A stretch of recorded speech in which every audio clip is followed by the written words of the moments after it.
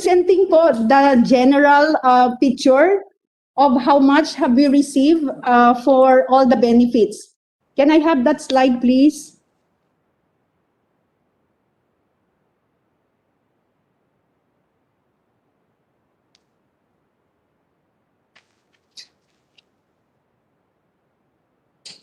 Sir, again, as mandated by RA 11494,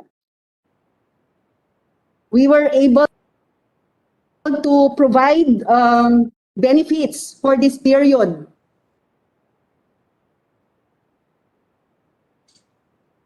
Ito po, Honorable Senators, Mr. Chair, and colleagues in the government, we were able to provide for September 15 to December 19, 2020, the benefit for actual hazard duty pay. We were able to obligate 3,357 million po for 384,159 healthcare workers. Na this, of course, according to batas po, ito ay bibigyan lang po yung mga public healthcare workers po natin. For the special risk allowance, we have also obligated 3,211 million for a total number of public and private healthcare workers na 306,314. And then for the provision of accommodation, meals, transportation, we were able to obligate 1,260 million pesos for a total of 103,096 healthcare workers. Again, both public and private po. And then we were also able to enroll 32,281 public-private healthcare workers for an obligation of 16,300,000 po. Opo. So that's it for September 15 to December 19, 2020. Noting po that the Bayanihan Act 2 expired on December 19, 2020. However po, we know very well that that this was extended up to June 30, and we were only allowed by law because of that extension the granting of the special risk allowance. And therefore, this covered the period December 19 to June 30 in the amount of 7,129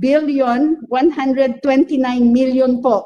Again, for a total number of public and private healthcare workers na 379,117. So we have the list po. We can share and we can submit po according to regions by virtue of the data submitted by our regional directors po. Excuse me. Sir. Yes, sir. Gloria, excuse me. Ano ang base figure niyang AHDP? Accommodation yan, di ba? Yan yung mga pamasahe. Ano yung SRA? Ano yung base figure na 306,000? Ilan yung bibigyan nyo? Ilan percent yung nabigyan nyo? Okay, sir, ang AHDP po ay hazard duty pay po. Again, this is for purposes of giving benefits to people to healthcare workers, sir, who are exposed to. I understand that. All I'm asking is simple. Listen to the question. The question is, ano ang base ng 384,000? Ano yung percentage ng kabuuan? Ano yung kabuuan yan? Sir, let me share with you an initial estimate for planning po. As mentioned by Congresswoman Kimbo, we have submitted to the Senate, to Congress, a total of 517,356 eligible healthcare workers po. But this is really the total number of licensed health professionals all throughout the country, which would then not be all involved in COVID response. So ito po, sir, na-reduce po siya sa actual figure na ho namin na 384,159 because this figure po came from the master list coming down the ground po per health facility for each of our regions po. And these were submitted and consolidated by our regional offices. Yun na po, sir. So, the actual number of health personnel who are, of course, public because it's Maylin, sandali lang, Maylin. Yes, sir. Yung 384,000 nyo, ang target nyo is really 538,000. Ikaw mo. 517,356 po. Yung na-submit po namin. Hindi nyo na ibigay lahat yun dahil ang binigyan nyo lang yung nasa expose sa COVID. Tama? Yes, sir. Tama po Pero yun. how do you explain na maraming mga nurses na nakikinig sa atin at nanonood na sinasabi hindi totoo yan. Hindi sila nabibigyan. Hanggang sa San Lazaro Hospital, tabi nyo na yan. Sinasabi yan. St. Luke's, Lourdes, lahat sinasabi yan. How do you explain that? Sir, can we also show you right now, with your permission, sir, the list of hospitals po and facilities for NCR? Mr. Chair. Mr. Chair. Yes, sino yan? Villanueva, Mr. Chair.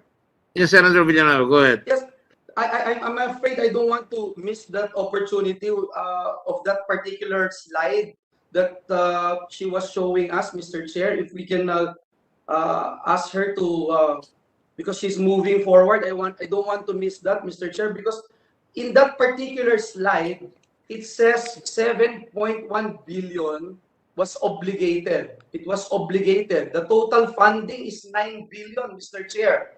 So there's 1.9 billion unobligated. Bakit hindi na obligate ito? And also, Mr. Chair, let's point it out na obligated lang ito, hindi po ito disbursed. Correct. That means to say, hindi ito nagamit. Hindi ibig sabihin ng obligated nagamit. Is that correct? With your permission, sir. Yes, sir. That's obligated. Ang So, nagamit po talaga disbursed according to our records is 6.93 billion po. Okay, 6.93 billion ang nagamit talaga. But the total budget is 9 point something billion. Is that correct? 9.0. Yes, sir. May hindi nagamit. That's why it's kind of a tricky with that particular slide that you showed us. When you said, for example, you enrolled 32,281 dun sa life insurance. And I'm assuming nagamit po yun, na-enroll talaga sila doon. But dun sa sinasabi, obligated, hindi talaga nagamit. The fund is 9 billion. Ang nagamit is 6 billion. And this is emergency funds. I just want to point that out, Mr. Chair. Thank you. Yes, tama yun. But again, hinahabol ko pa rin yung base figure na sinasabi niya. Dahil it collides with everybody that we're saying na Ultimo San Lazaro Hospital, hindi natanggap lahat. PGH, sinabi, hindi sila nakatanggap. Sino nagsasabi ng totoo dito? Kaya nga sinasabi ko kay Secretary Duque, alamin niya kung anong punot dulo nung sinasabi sa kanya, baka may nagsisinungaling sa kanya at hindi sinasabi ng totoo, di ba? Di ba? Maylin po. Maylin, sir. O, hindi ba, Maylin? Oh. Yes, sir. Opo, 9 billion Collision po. kayo eh. Merong disagreement ng tao eh. Yes, sir. Sir, yes, we were allotted 9.7 billion for this. We were given this amount released to us through ASARO on June 25. And we had to spend the whole 9.7 billion supposedly until June 30 po. So, ilang araw lang po yun. May mga kailangan ho kaming isettle na mga MOA, kailangan ho namin kausapin yung mga private sector, kailangan ho namin kausapin yung mga iba't ibang LGU hospitals po. Yan ang sinasabi ko kanina kay Secretary Duque. Ang sabi ko, baka nahuling binigay yung pera, kaya hindi nyo nagastos. Oh, now, na-realize na.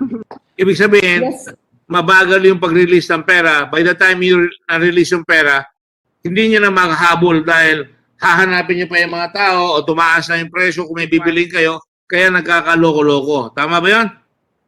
Yes, sir. Tama po yun. Binigay yung pera sa inyo June 25? Yes, Tapos sir. kailangan magagastos nyo in 5 days, magagastos nyo yun? Yes, Hindi sir. nyo kaya yan. So, yan ang rason. So, sino yun? DBM? Yes. Friday, ha? Sabihin mo. Yes, sir. June 25 was a Friday. We had to immediately talk to our partners Saturday, Sunday po, nationwide. And of course, we had to spend this kasi po, sabi nga ho na ng batas, obligated and disbursed by June 30. Precisely. Yes, So, sir. the inefficiency is within intra-government. Hindi mo nabibigyan ng DBM on time, tapos pipilit kayong tapusin nyo on a weekend pa, gagasusin nyo at i-obligate nyo in 5 days na may weekend pa. Tama ba yan? Yes. Yes, sir. O, malinaw na sa akin yan. O sige, tuloy mo iba. Kasi ang hindi mo maipaliwanag sa akin, ay nagsasalita ang mga tao, matapang na ngayon, sinasabi nila, uy, hindi kami nakakatanggap dyan. UP, hindi nakakatanggap. Gordon Memorial Theologo po, hindi nakakatanggap. Sa Baguio, di ba pa, hindi kami nakakatanggap. That collides with what you're saying. Kaya gusto ko malaman sino nagsasabi ng totoo. That's why I asked Secretary Duque, paliwanag mo kung saan magkakaroon ng pagkakamali. Please, Yes, go ahead. sir. Tuloy mo na. Tuloy mo na. I will do that, Your Honor. Yes, sir. So, sir, yan po yung kabuuan ng ating benepisyo na naibigay noong September 15 to December 19, 2020, and then December 19, 2020 to June 30, kung saan SRA na lang, sir, ang pwedeng maibigay. Yun po, sir. Sir, can I have an additional slide po just to show Sure. that we have ano po, some details po for Metro Manila Center for Health Development. So ito po yung Excuse me lang, Mary, no? You don't Yes, sir. expect us to take your word for it that just because nakalagay yan dyan, totoo ang nangyari yan. Kailangan patunayan nyo sa amin na naibigay talaga doon sa mga tao yan. Kasi maraming Yes, po. pupunta sa sinasabi nyo. Yes, sir.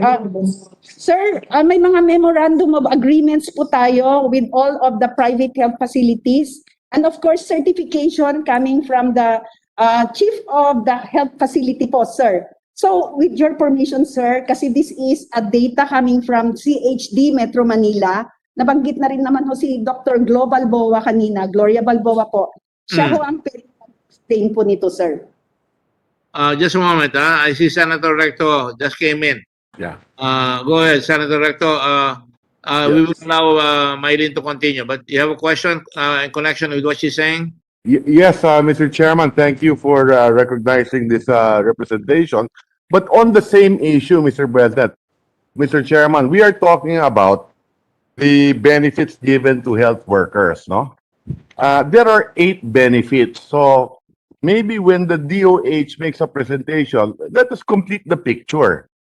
There are 8 benefits under the law for our health workers. And we all know that the most important component in our fight against COVID is our human resources. Okay? And that's why we put in Bayanihan 1, Bayanihan 2, and in the budget for 2020 and 2021, more or less ang budget on DOH is 540 billion.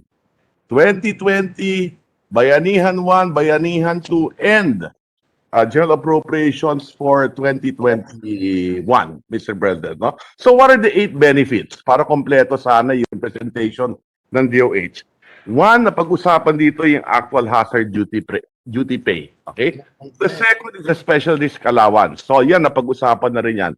But then we put under the law also mandatory testing for our health workers. No? We also have tax-free compensation for public and private health workers who have contracted COVID-19, 1 million for disease, and I think that was incorporated because of Senator Gordon, 100,000 for severe and critical, 15,000 for mild and moderate. So ilan ba yung tinamaan ng health workers natin at nabibigay ba ito? No? Free hospitalization for public health workers. And then, of course, provision of PPE for all our health workers, life insurance, accommodation, transport for public and private during state of national emergency, and so on. So, basically, there are 8 benefits. No? Yan ba naibigay natin lahat sa ating mga health workers? So, thank you, Mr. Chairman. Thank you. Ralph, thank you, Senator Recto. Now, very important. I want, Mylene, no? Pagpatawad mo. Pag tinanong ko ang nurse ngayon, pag tinanong ko si Jocelyn, pag tinanong ko, sino pa yung iba mga gusto magsalita? Ano sasabihin nyo ngayon pag sinabi nila hindi totoo yan? O, sige na, talangin natin. Jocelyn, totoo ba yung sinasabi? Umabot ba sa inyo yung sinasabi ni Mylene? Yun nga po Jocelyn? ang problema. Yun nga po ang problema, Honorable Chair.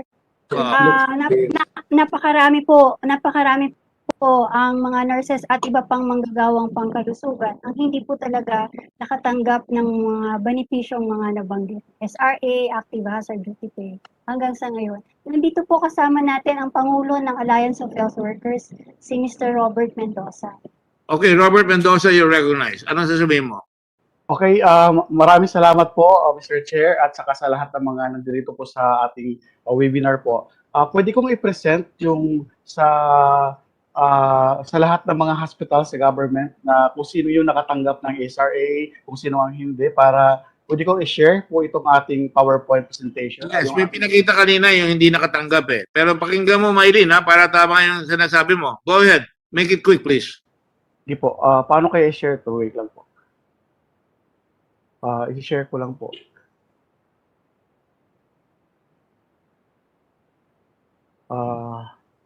Lang po mag-share lang po ako. Sir, Mr. Chair,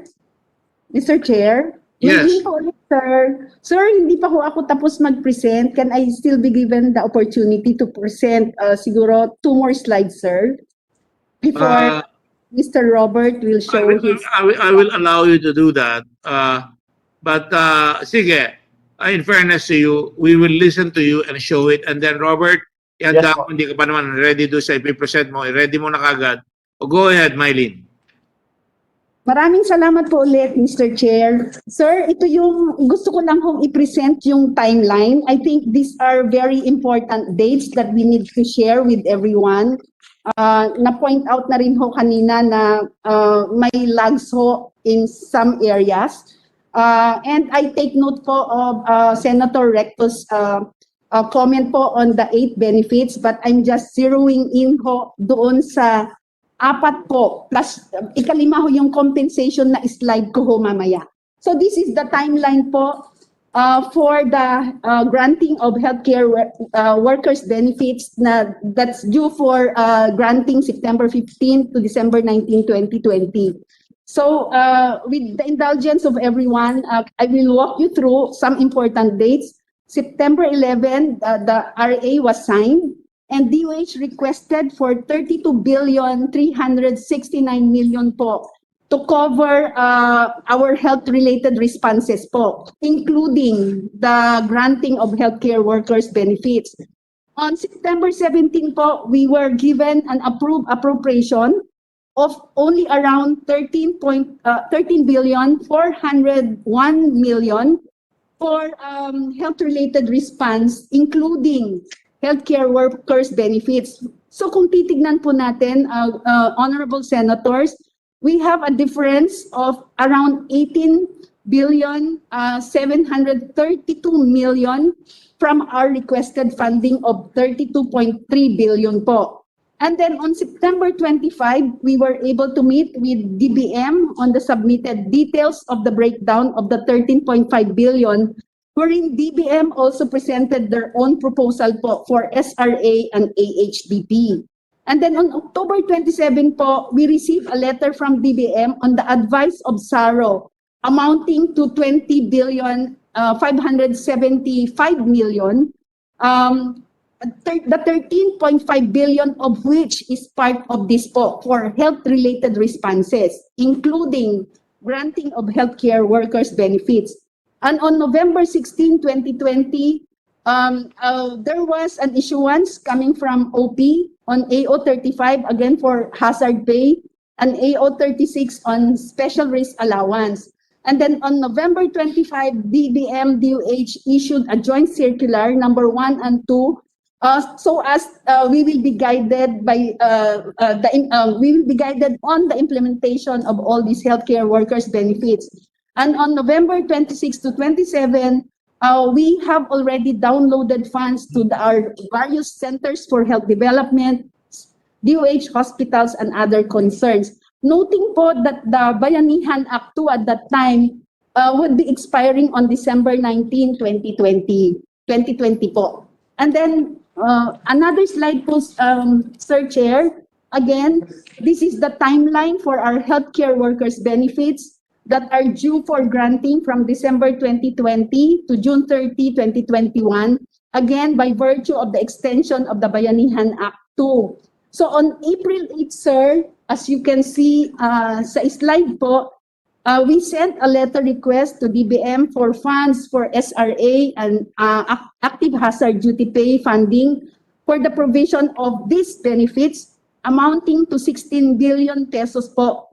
And then May 5, we received a letter from DBM denying the request for funds for these benefits due to lack of legal basis daw po. So forcing the DOH to appeal to the Office of the President to issue policy on the continuous granting of these benefits po, particularly SRA and AHDP po. And then on June 1, 2021, AO42 on the special risk allowance was released by the Office of the President. On June 16, 2 weeks after po, DBM and DOH had to issue a joint circular prescribing the amended guidelines on the continued grant of the COVID-19 SRA to public and private health workers directly catering to or in contact with COVID-19 patients during the state of national emergency. So again, naayon ho sa batas po yun, Mr. Chair, na gaya ng sinabi ho nyo kanina. And then on June 25, that same day, we received the SARO po from DBM, and only for 9 billion pesos for special risk allowance.